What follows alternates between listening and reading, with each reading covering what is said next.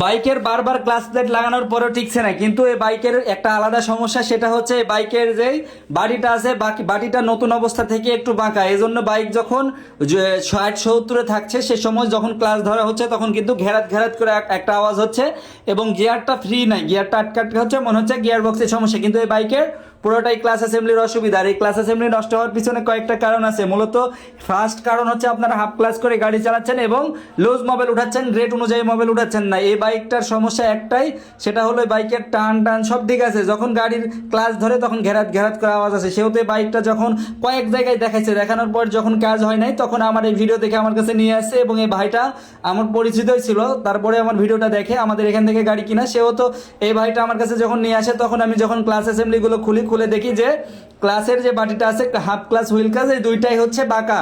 আর এই বাঁকার জন্য কিন্তু এই বাইকটার ঘেরাত ঘেরাত করে আওয়াজ হচ্ছিল। সেহেতু আমি এই বাইকটার কাজ করে দিচ্ছি এবং 100% 100% সমাধান হয়ে যাবে।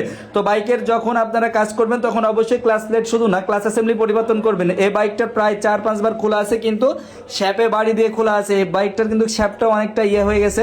সেহেতু আপনারা বাড়ি দিয়ে কখনো কোনো বাইকের কোনো নাটি খুলবেন না, টুলস ব্যবহার করবেন। আর না পারলে খোলার দরকার নাই, যার কাছে টুলস আছে তার কাছে পাঠাই দিবেন।